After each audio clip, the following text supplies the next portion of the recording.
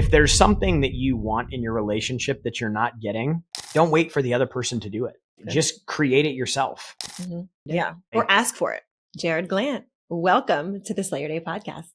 It's great to be here, Sandi. Thanks for having me. You haven't been on in a year. Has it been a year? It's been a year. We did it January last year to talk about the calendar planning session. Stingy with the invites. So today, it's almost Valentine's Day. Mm-hmm. So today I figured what better conversation than to bring on the hubby and talk about, well, also, first of all, talk about our marriage and relationship, but also it was just our 9-year wedding anniversary. It definitely was 9 years, 9 years together. They've flown by. It's been magical, fortunately. And 11 years together. 11 years together. Yes. That's right. So today we're going to be talking about different questions. Jarrod doesn't know the questions I'm going to be asking him yet. So this is kind of like pop quiz. So we're going to be talking about different questions from how we balance the dynamic of our relationship to work, to the kids, and kind of everything in between on how we run our home and our businesses. Are we going to talk about how I like spicy food? Sure. Okay. So, and he might throw some questions in there for me. So, you know, we don't know what we're going to get. Neither of us know what we're going to get. So buckle up. Buckle up. Everyone is talking about soursop, the tropical superfruit with superpowers. And if you don't know what I'm talking about, listen in. If you suffer from inflammation, digestive issues, low energy, or low immune health, there's nothing else like soursop to help your body feel its best. But the soursop fruit is almost impossible to source in the US. So Soursop Nutrition is on a mission to bring you a selection of expertly formulated supplements that give you the benefits of soursop hassle-free. The Soursop Cell Plus Immunity Gummies are gluten-free, non-GMO, and low-carb, and they're a favorite in my house. We also love their shake boosts, which come in 4 flavors, including 2 delicious fall favorites, pumpkin and apple. If you follow me on Instagram, you'll see I love adding the shakes into my smoothies, and we even add them to our bake treats for the kids. And they love baking with me. They're great for gut health, are full of fiber, and help balance blood sugars, making it a natural weight management aid. Who doesn't love that? The shakes are also 0 sugar, low carb, and gluten-free. Place your first order today and enjoy 20% off with code SANDY20 or use the link in the show notes. All right. Well, the first thing I want to dive into is like the partnership, the relationship, the marriage. And I think a lot of people know our background of how busy we are. We can't take that for granted. You got to tell them. Okay. Well, what if it's the first time they've ever listened to your podcast? Okay.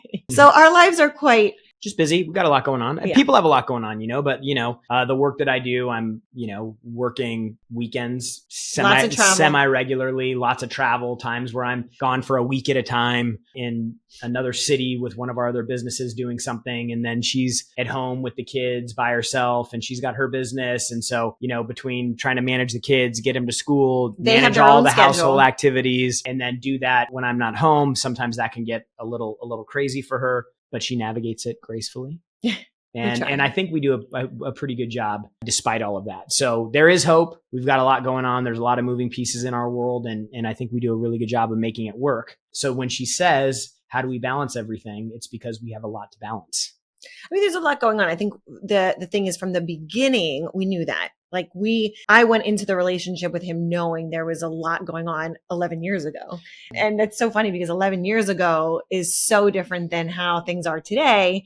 But, it's evolved for sure. And our marriage has evolved. Our relationship has evolved. So, okay. So one of the questions I'm going to ask you first is, in what ways has our relationship made us better as individuals, but then also personally, like each of us and professionally? Well, we've talked about this before. I was not in a long-term relationship for 6 or 7 years before I found Sandi. And so I had gotten really accustomed to doing what I want, when I want, where I want, who I want, I just had a lot of freedom in my life. And when you end up in a situation where, that may be where you're at right now, and then you introduce somebody else into that dynamic, it becomes a little bit dicey, I guess. But for us, the thing that I think really made everything work was that coming into the relationship, you knew that the work that I was doing and very driven and ambitious and going to do something big. And you were totally aligned with that. Like if her dad owned a business. And so she oftentimes had to see him doing all the things that I'm having to do now to kind of make sure that the business is growing and the family's financially secure and stable and our future is, and try to make enough money where you can do family vacations and trips and provide great experiences and all that. If that was misaligned, from the beginning, it probably would have never worked. Yeah. Especially in the beginning, which when you came here, you weren't really working, and I was just working all the time. Mm-hmm. And that was a whole crazy story. And you got it. Like you understood what I was doing, and you never really made it a problem. And so as we're single together. I call our single days before we had kids. That's when our single times were at this point. And, when you introduce kids into the mix, everything starts changing because you have people that need all your attention all the time. And so I think for us, the relationship has made us less selfish. I think it's made us more patient, and I think it's made us a better manager of the time that we have together, and making sure that when we do have time together, that we're doing things that are meaningful for the family and we're having quality time with each other. Well, and a lot of the ladies that listen to this Layer Day podcast, they're like, Sandi, how do you juggle it all? And one of the things that I think we talked about this on our date night, I think it was last week. And we both said, we both, I think, did a really good job being able to like manage that department in terms of like, you're on board with all my crazy scheduling. You're on board with all my crazy calendars and organizers and all the things like that. So I think that department we do a really good job in. Well, the way you get a lot done is you have to be organized. Like in business, in life, if you're not organized, you will always run into limits of what you're capable of doing. And so it's super important. I remember when I was early on, as I was building everything with Grant, like I would literally go home after work, after gym, and from like 9 until 10:30, all I would do would be organizing what I was going to do the next day. Yeah. So it's nice to have a partner that also likes to be organized. Yeah. I mean, well, that's just how you get a lot done. Yeah. So, okay, what's one way, I'll do for you and then you can do for me, what's one way that we support each other's dreams as a couple, but then also separately? Like, how do you support my dreams? Can you answer the question first I understand what you're asking? Sure. Okay. So the first part I would say is I feel like we support each other's dreams together. We love traveling together as a family. We love like just having experiences together, new experiences. We love just, I don't know, it's just family time together. We really enjoy just all of us being together. Again, it's alignment. Yeah. So like coming together, we're always really focused on how can we create more of that, and when does it get put into the calendar, and to make sure it gets done. And so there's a lot of alignment there. And I would say I support your goals and dreams because there's so much going on in your world. And I feel like, just being flexible and fluid, because we all know, as much as I love the schedules and the calendars and, because you have to have that schedule, but you also have to be flexible with that. I feel like I've done a good job over, the past 11 years being able to navigate and be flexible within all of that, scheduling and organization, even when things don't go as planned, because I love, having the predictability of everything that's on there. And one of the questions that I get asked in interviews a lot is like, what do you do when things don't go according to plan? And I think that together, but also like when you tell me something comes up, I feel like I've done a really good job at navigating like, okay, like what do I need to do now, or what needs to happen, or how can I support it to make your life easier? Well, and when stuff comes up for me, it's not like an optional thing. It's like, hey, I've got a deal I'm working. I need to fly out there, or we've got this event that just came up in California because we're doing this big thing out there and I've got to go. And, one of the things that creates a lot of friction in the relationship is when things come up like that you don't have a whole lot of control over. Now, if I was regularly saying, oh, hey, by the way, I'm going to go golfing in an hour with my buddies and I'm going to be gone all day. Golfing is very different than work. No. I know. I'm just saying, like, if the constant disruptions in what our plans were because of things that I was trying to go do like that, then obviously I think you're going to run into some friction there. But, she has done a great job of not like grinding me or hassling me or like, I don't have an option to do it. So it's like, if she wants to bang on me about it and make me feel bad about it or give me problems with it or create issues with it or get all emotional about it, it's not really something that I'm in control of. It's something that has to be done. Mm-hmm. And so, I think that is oftentimes a point of friction in a relationship is like, you got to know if it's your husband or your wife, if they're doing something that's in line with the goals of the family, then that is the priority. Like our priority is that we're in a really strong financial position. We're financially free and we're able to travel and have experiences and do things the things we've always dreamed of doing together. And so anything that comes up that is supportive of that, then we do it. Not just, hey, surprise, I'm going out to dinner with all my buds and we're going to be out till 2:00 in the morning. Right. So I think for me, the way I support your relationship or the goals and the things that you're doing is number one, just to be aware of them. Like, if you're not aligned with your partner's goals, if you don't even know what they are, how can you support them? Like I'm a builder. Like that's my nature is to build things and to grow things. And so even if it's something around the house or if it's something in work, like building something, getting something from started to completed is something that's just in my nature. And so for a lot of guys out there, they're like that. They're finishers. They want to get something done. They want to drive to an outcome. And if you're not aligned with what your partner's goals are and you're not helping them where you can, maybe, she does a lot of things that I really can't help her with other than just be supportive of her and encourage her. But then there's other things that she's doing that are totally in my wheelhouse that I need to support her and be behind her on. And those are the things that I do that. But you got to be aware of your partner's goals. That's probably one of the biggest disconnects in relationships is that you don't have your couple's goals and you don't have your individual goals and there's no communication about any of it. Nobody really knows what to do. And you end up feeling like you're each just kind of running your own life. You just happen to sleep in the same bed together. Okay. So then my question is, how can couples identify and then maximize each other's strengths to create that partnership together? Yeah. I mean, look, like we've been married for 9 years. I know your strengths and weaknesses pretty well. And likewise you for me. Yeah. Oh, this is good. Yeah.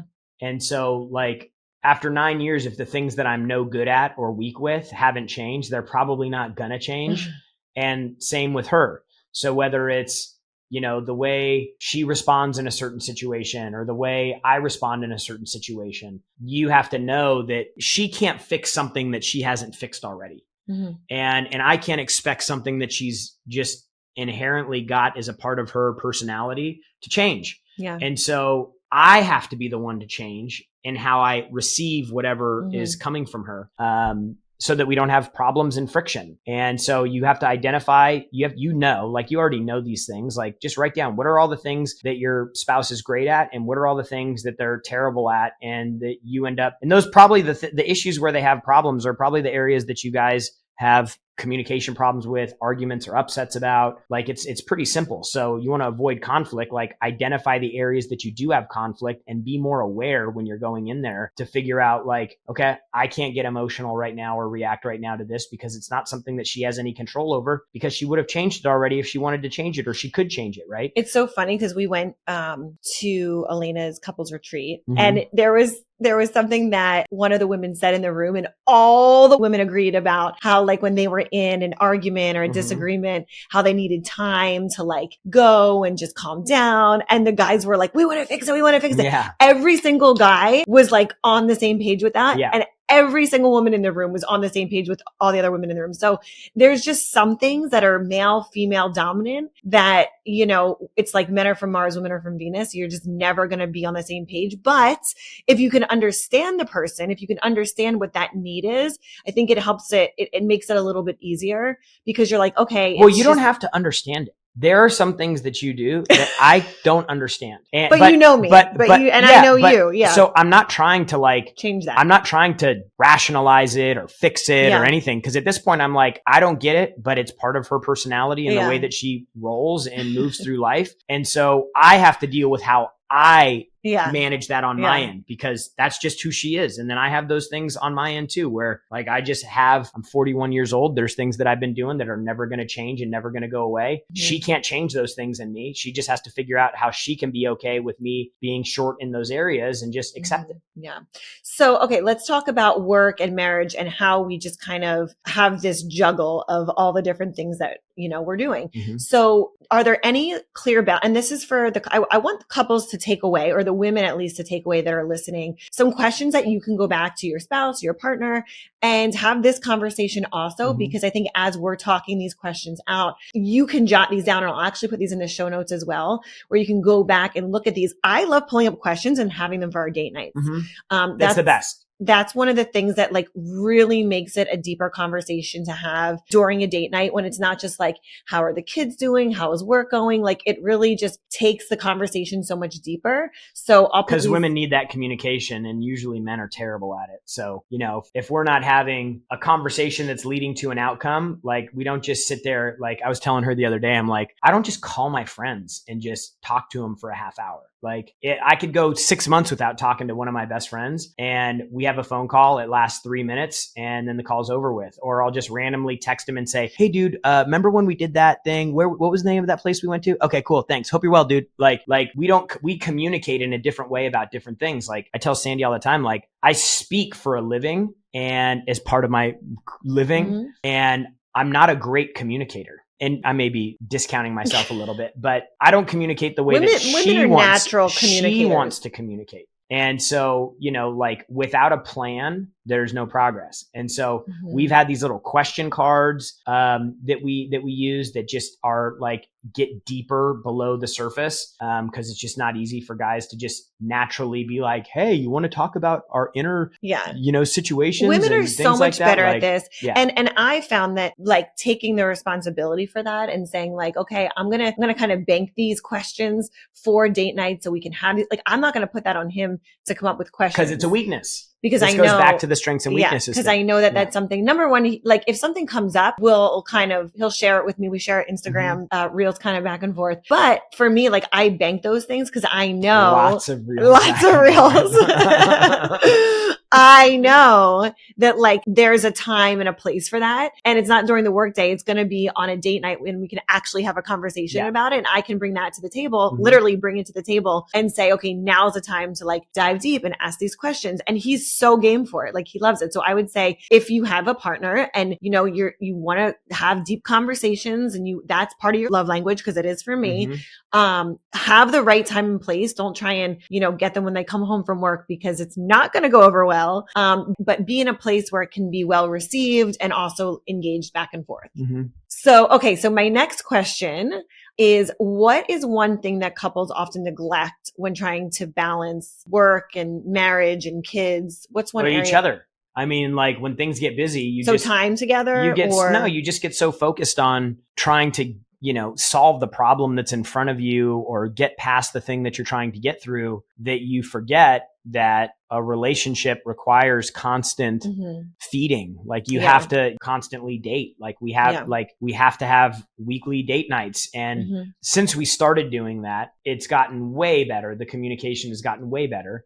We're still not perfect with it, but it's on the calendar. And it's like, hey, this is our day to do this. And this is the plan. So unless something changes or you're not feeling it that night, like you're not feeling well or you're tired or something happened that day or whatever, and then we don't do it. But getting that time, like making it a priority, you know, because I think for most men, and I'll just speak for men, if you're the breadwinner of the family, like the financial stability of the family is 100% dependent on you. And so although you'd say like, I'd die for my kids and my wife, and like I'd do anything for them, Monday through Friday, sometimes on the weekends, like the number one priority is work. You're there, you're working. It's where you spend the most of your time. It occupies your mind, like all those things. And then, you know, you get home and the kids are all over you. I mean, maybe if you were as much all over me as the kids are all over me, then it would be different. But then the kids are all over you and they want so much attention from you, and they're young and they're only going to be this way forever. And so you feel this obligation because they're in this moment, and then spouse ends up in third place. But I feel like we're also on the same page. Like I'm grateful for the fact that we're also on the same page with that. Like I'm going to have an episode coming out for you guys shortly, but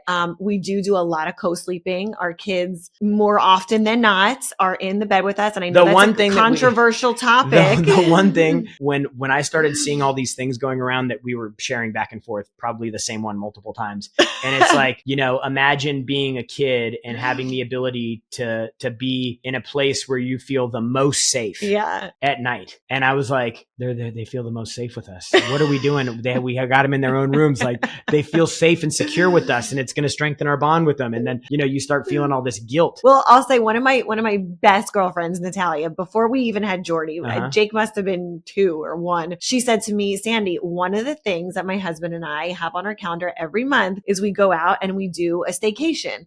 And Jarrod at the time was like, we don't need that. We don't need that. Well, we weren't seasoned enough parents to be giving that the no at the time. We didn't earn an opinion on that. Yes. So now being 2 kids in and 9 years later, we do see the value in that. And that's something that my next question for you was going to be, what's an unconventional or creative way that we keep the romance alive? That is my answer to that question. Staycations, but actual just so vacations. So you answered the question before you asked Yes. it? Yes. Okay. That's my answer to my question is like my favorite trip that we did last year, or probably maybe it was really fun. Yeah. We did just the 2, not even for an anniversary. It was just, we went to Vegas. It was the first trip that we took together since we had kids by ourselves. Yeah. That was not work related. Yeah. The first trip that we went on with each other by ourselves, we went to Vegas. It was a smidge work related.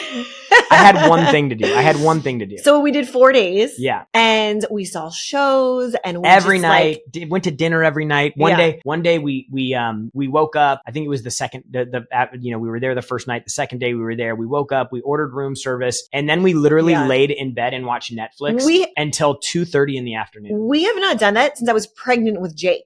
That was the last time we've actually laid in bed and watched Netflix was when I was pregnant. So 7.5 years ago. Yeah. So, and look, I think we're both very into our kids and being around them. I don't hang out with a lot of friends. I don't hang out with a lot of friends because when I'm not working, I want to be with my family. That is number one priority for me. And so when we had an opportunity to take a trip and not have them, it was like, this is great. Yeah. And you miss them, as a mom. I know all the moms are going to relate. Oh, of course. You miss them so much. Yeah. You at the last minute, you're like, I'm going to cancel it. I don't want to go. But then when you do it and you actually get to the location and you get to sleep in and you get to have room service and you have time together, it is another level. And then we were going, I think it was our last night there, and we were like, oh my God, we need to do this more. And then he's going, for our anniversary, we're going to go to Europe. He's all in the clouds now. And then the anniversary came and I was making plans and then I had to work, which she didn't. Again, that's another thing. It wasn't an optional thing. It was something that I had to do for the business. And so it was hey, you want to come out? We're talking through, trying to figure out if we're going to try to make it work. And thankfully you didn't come because we started adding more things.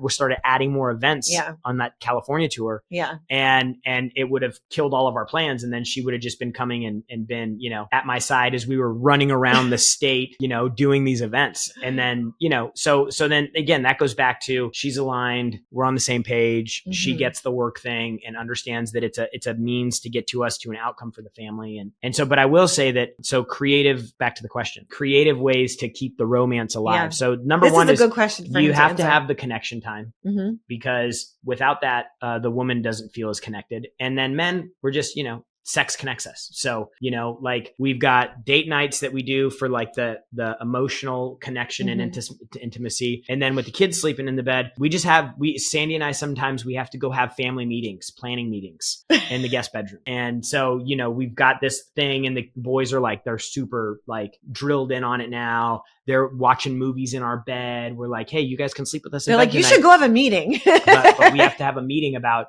next month. We've got some things coming up that we need to talk through and prepare for. And so that's what we do there. Yeah. And yeah, I mean, I think, look, at the end of the day, you do have to get a little creative because it's not pre-kids, prior to the kids where it's just whenever and it's easy. Well, you want all of it. And yeah. You want all of it. You want some people are oh, we don't let our kids sleep in our bed because we need our thing. And I'm okay, well, I want to have that, but then I also want to have my kids in bed.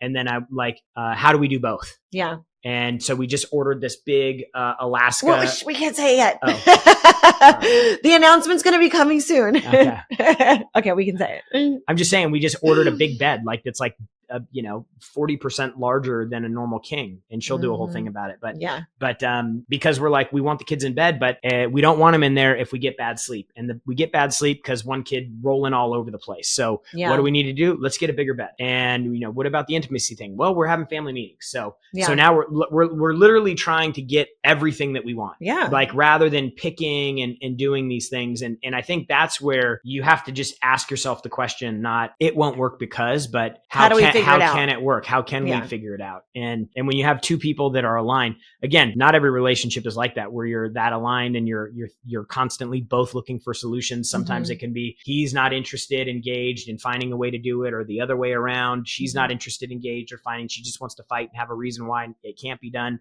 Like if you're in that situation, again, I think you need to go back to the very beginning and get aligned on goals, because goals are always kind of the North Star. Like, what do we want out of this relationship? A lot of people do not have those conversations early on in their relationship, and it ends up doing damage because and checking in on that regularly. Like we're constantly like checking in, and we'll just have like, hey, what would it be like to just like take a year off and travel? Where would you want to go? How long would you want to stay there? What would you want to do? Like those are all things that are very exciting for us. Like we have friends of ours who took like 6 months off, and he was kind of working remote in his business that he owned, and they got to go to like 18 countries or something like that. And I was so jealous.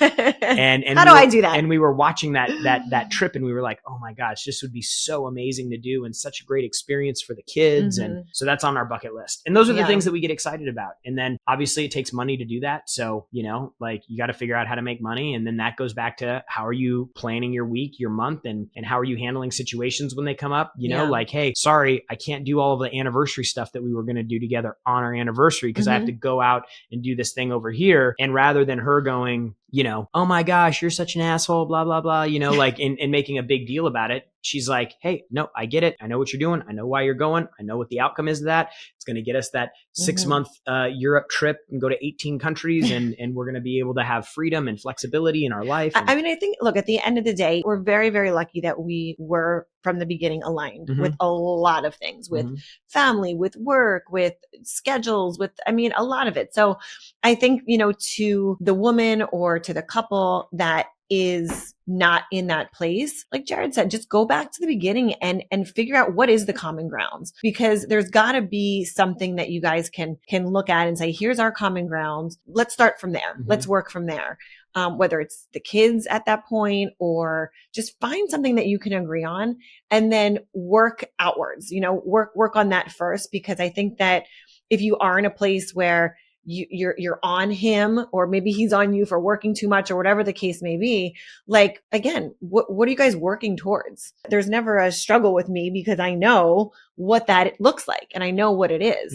And also when I go to him with crazy ideas, like I want to compete on stages and do, certain things, he's like, okay, I support you. Yeah. But it's reciprocated. So you do need to have it both ways. You can't expect it and not give it.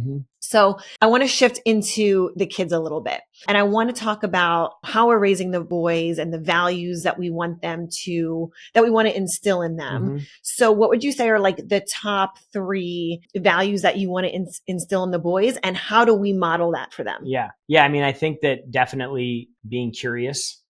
Curiosity is one of the most powerful things that you can have. It keeps you growing because you're constantly thinking about how the next thing works, or the next thing happens, or why does this happen this way, or why does it it opens up so many doors in life. And then work ethic, doing work is really important. Like, I saw a friend of mine, a friend of ours, Bob Duggan, posted something on Instagram. This guy sold his last company for $22.5 billion.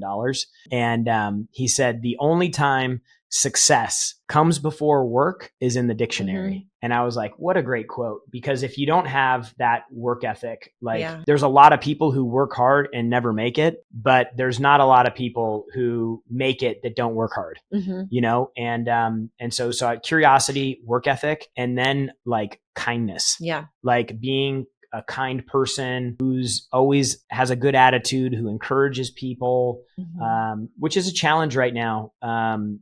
With Jake, he's 7. Jordy is very kind. Yeah. But Jake is, he's the big oldest, brother. He's the biggest brother. And he's very, assertive, and like, he's got so many amazing traits. But sometimes he says things that are just not kind. And so it's an older child, the oldest child's, trait. Yeah. Like Speaking from the oldest child. Yeah. So I'm like, dude, you got to work on that, because, you want to be somebody in life that people enjoy being around and people say good things about. Like, I'm not saying you need to be friends with everybody, but you shouldn't be out doing things that are going to make that more difficult than it already can be. Yeah. Yeah. And then I would say another big one that we really model every single day is family first. Every single day. Like, we have our own little Team Glandt little, what would you call that? Like a handshake or like a, yeah. That every day, driving into school, as we go up the elevator to school, just in the car, they're like Team Glandt, Team Glandt. So like, we talk about what that means. We talk about how you put your brother before yourself. So I think just, having, not just saying we have a strong family, but like showing them that, another thing that we joke about is like, when you give the person, your last bite, like you really love them, like that's the thing that, if you really love someone, you'll give them the last bite of your popsicle or your ice cream, whatever it is. So little things like that they can do with each other, for each other, with us as a family is really important as well. Okay, next question. How do we juggle teaching the kids about ambition and work ethic while also letting them just be kids and enjoy life? Because I think that they very, very heavily see a lot of success. They see, kids see everything. Yeah. And I think that especially for, well, I don't know, I was going to say especially Jake, but both Jake and Jordy, they see a lot more than I saw growing up. I'm sure you too. Yeah, I mean, like just, I work for a billionaire, and level. I flying on his private jet or in his helicopter, or all these things. And we're over at their house on the beach in this $50 million house, or, they see that, they know, they're like, wow, how does he get this? I'm like, well, because he invests in real estate and he makes a lot of money. Is he rich? I'm like, he ain't rich. He's wealthy. Like there's a different level to it. And so like, we are very proactive with talking to our kids about money. It does create situations where they say things that are a little uncomfortable or maybe inappropriate, like by societal norms about like how you talk about money and, and all those things. Is that cheap? Is that expensive? Like, or how much does that cost? Yeah. Or something like that. But it's better than the alternative, which is they have no awareness of it at all. And then they grow up not knowing that. And so they get to see a lot of things, because of what the life we built and who we're associated with. And I think that they see hard work, they know that they're both very hard workers. I'm flying around and I'm doing this, and I'm, sometimes on the weekends, dad's not home and cause he's got to go do this and we thing. talk about that. I think that's important too, to have the conversation and not just be like, well, dad's working. Like one of the things that I'll say to the boys in front of them, to Jarrod, I'll be like, thank you so much for working so hard. Thank you for working on the weekends. Thank you for traveling, and so to them, it's not like dad has to be gone. It's like, we're so thankful. We're so grateful for like all the opportunities. Like, I feel like for me also, as maybe this is more of a woman thing, like I'm very, very focused on like teaching them about abundance and about mindset and about like just more of the gratitude, So I think that those things, reframing that, well, dad's not here, he's working. Like I never frame it like that. Yeah. It's more about like, it's not a negative thing. It's a positive thing. Yeah. So I think that is a big game changer too, in the way that you say it and the way that you frame it. Okay. What is the most important lesson that we want our kids to learn from watching our marriage? Be in love and have fun doing it. Yeah. Like, I think we have a pretty light relationship. Like we're fun, we're laughing a lot, we do goofy stuff. Like, you want your kids to see that, like, I don't feel like we exert a lot of effort trying to make our relationship work. Yeah. Like and I don't know. It's very like very light, very lighthearted. Like it's not like heavy and dramatic and like all of these things. Well, neither one of us is like that. Yeah. Like, we've got moments where it'll get tense about something or there'll be an upset about something, but it doesn't ruin days. We're not yelling at each other. Like, that's an example you want them to see. So when they're in a relationship that's not that, when they're in a relationship that's not that, and they're as they're growing up, they're like, whoa, this isn't what I want, and this isn't what I've seen as my example, and like, stay away. And that's how you get them to stay away from it. So, okay, speaking about, crazy girls, the conflict and conflict resolution, what would you say is our go-to strategy for resolving disagreements in a way that strengthens the marriage? Because give her time. Yeah. I always joke around and I say like, hey, if I die in the car accident right now, like, you're going to be so upset that you're making such a big deal about this. And I say that jokingly, but actually not serious. Yeah. Because it's like, we're in this big life. Like, we've been together for 11 years. We're going to be together for another 50 years. Or more. Or like 70, because we're going to live forever. Okay, depends how long. There's going to be a moment I don't have you or you don't have me, and you're going to think about all of the time that you could have spent upset about something. And you would give anything to have those days back, Well, and something that you taught me, which I think is going to be really helpful for all the ladies out there, because I know for me, I try and shift my focus now, is what do we want the outcome to be? Like, focus on the outcome. Because you said this to me before, where you're like, okay, you're upset about whatever it is, but like, what is the outcome that we want? Like, let's move past it to get to the outcome, not stay stuck in the problem. Yeah. And then that's just the eternal battle with women needing time and wanting to, process it and like and do all that stuff, which, again, like, I can't change that about her. It's probably her timeline has shortened on how long she needs to actually get over something, but it's most of the conflict you have in your relationship is so insignificant.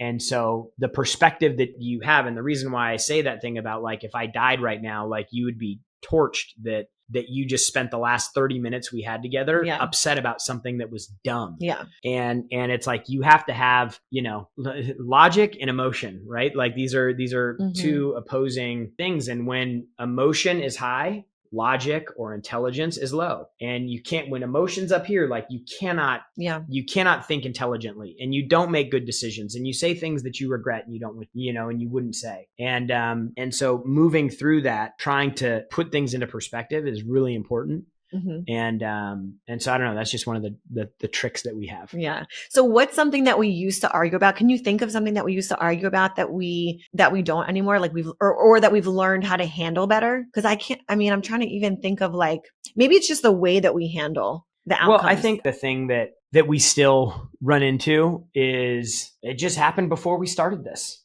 Like, she's in something and trying to do something, and I came home from work early because I want to help her out with her podcast, and she's frustrated because she can't figure out how to get some microphone thing she's got to work, and she's getting frustrated about it, and then she hits me with her frustration about this thing. And I'm like, yo, I'm just trying to help you. I just left work early to come here to help you with this. And you're like giving me like a bad vibe right now before we're going to do a relationship thing. Yeah. So I said, you need to apologize and start this whole thing over and like, give me a hug and say, thank you. I appreciate you being here. And then I get over it. Like, I don't hang on to it. And I did not say anything about it. I told her, I'm like, hey, is everything okay? Like, I didn't say, like, this is another thing. Instant fire starter. What's your problem?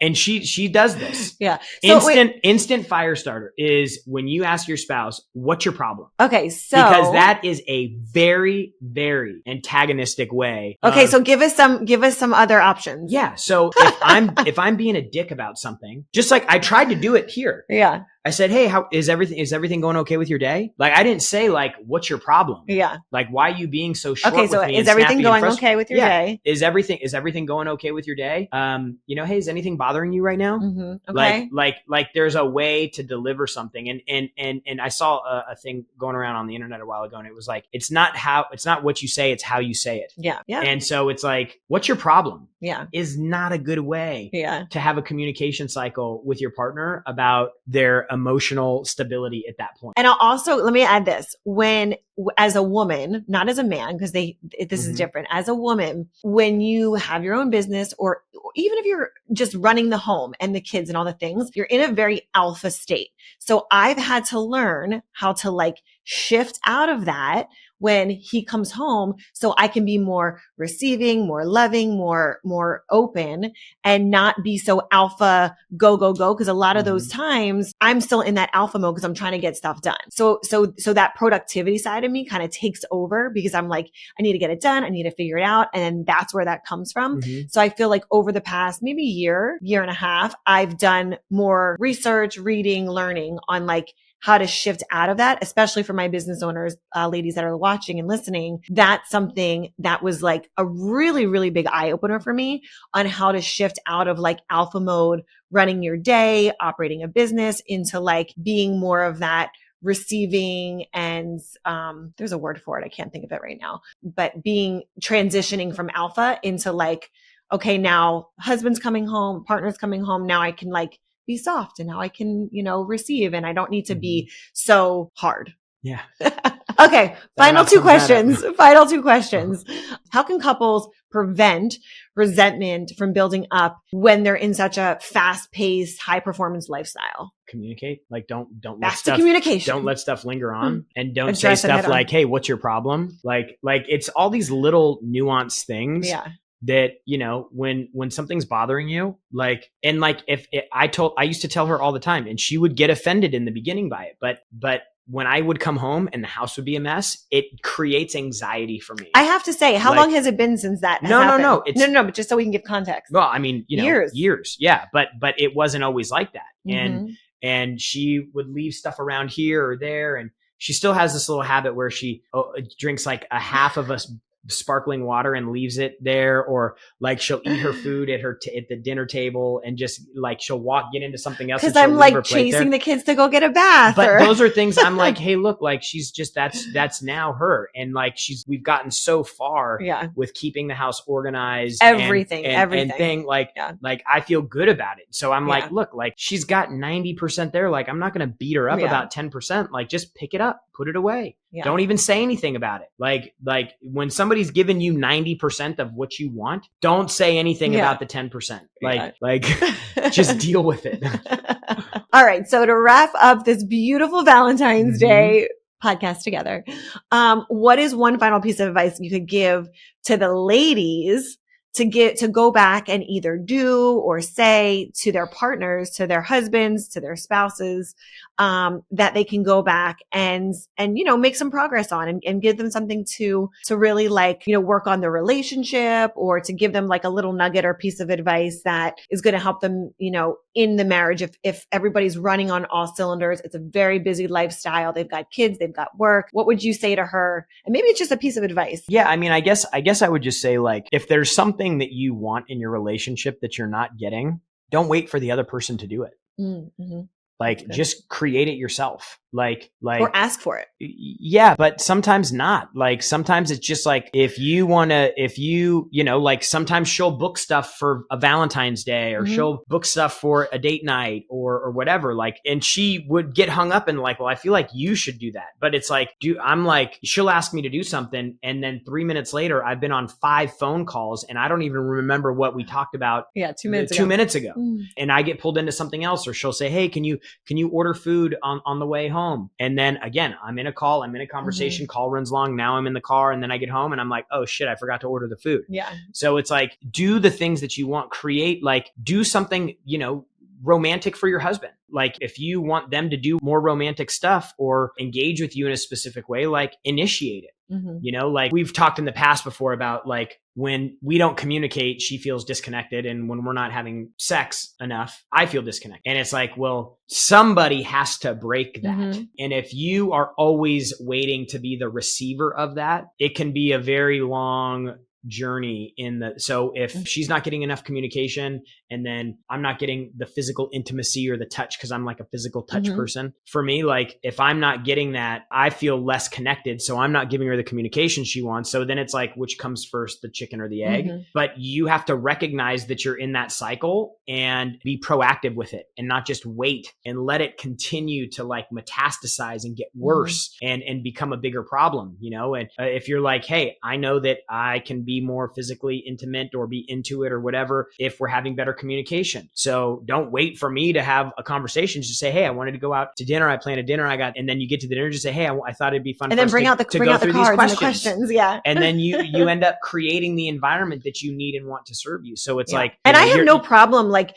there's been many times Valentine's days or whatever it is, where I've booked it, I've done it, and I don't feel less loved or anything because I'm the one that's like setting it up, or I'm the one that's like making the reservation or the appointment or whatever. It's just, but the natural tendency of a woman is going to be to say like, I want the man to. And I totally understand that. But I think that also it's like, again, what's the solution? Like what is that end result that you want? If the end result is that you want to have that time with your spouse and you want to feel connected and you want to have conversation, book the restaurant. It becomes one of those things where, and we've talked about this before, like you're looking at the outside world for how they perceive what you're doing. Like if she plans a romantic weekend for Valentine's Day, reservations, which I love doing and doing all this. Yeah, but let's just say you didn't. Yeah. Right. Like, and she does all of this, and then we get together and we have an amazing weekend and we connect and we're hanging out and we're spending quality time together and we're doing all that. Does it really matter who planned it? Yeah. Like the thing that you were trying to get was this time together. Right. And so I think that for women, sometimes they can fall back because they want the man to kind of take control of that. But truthfully, most guys aren't good at it. And, if you've got a ton of stuff going on, it's not always easy to take time to plan something like that. And so now if it's a recurring problem, then maybe there's something else. Like you do want to make sure that you're doing everything that you can possibly do in order to make a situation work to get the outcome you want before you start pointing the blame and just saying, well, like at least show up so that, you're like, look, I know I've been doing a lot to try to pour into this area and try to kickstart things because there's ebbs and flows in the relationship. Oh, that's a good point. And sometimes too. Like seasons. Yeah. Like she's going to be sometimes super engaged and all about it. And I'm going to need her to pick me up. Like that's a good point. And I've told you before, like, hey, I need you right now to be more engaged in the relationship because I'm stressed. There's all these things happening. I've got, I'm working literally last year. There was like, I worked like almost 40 days straight between travel and all these things that we were doing. And but that's where that communication would come up. Need you to pick up the slack right now that I know I can't deliver. Which is great to know because obviously if you hadn't have said anything and I'm just thinking, oh my God, he's so busy, he's not making time. Then you start to think other things like, oh my gosh, does he care? Does he even want to do this? Blah, blah, blah, blah, blah. So having that communication, again, I think the theme of this call of this podcast is communication. Always relationships, always going to come back to it. It really just makes everything better. It makes the way that you perceive it. It makes the way that you interact. Like everything at the end of the day gets better through communication. Agreed. So better questions, more communication, and schedule it even when lots of sex. Schedule all the things all the time. And whether it's the calendar or the date nights or your sexy time. All right, Jarrod Glandt, where can we find you and connect with you? At Jarrod Glandt or by Sandi Glandt side. There we go. Happy Valentine's Day, you guys. We hope you have the best Valentine's Day. Tag us in this episode. Let us know what you're doing for Valentine's Day. You'll see what we're doing because luckily you have off Valentine's Day weekend.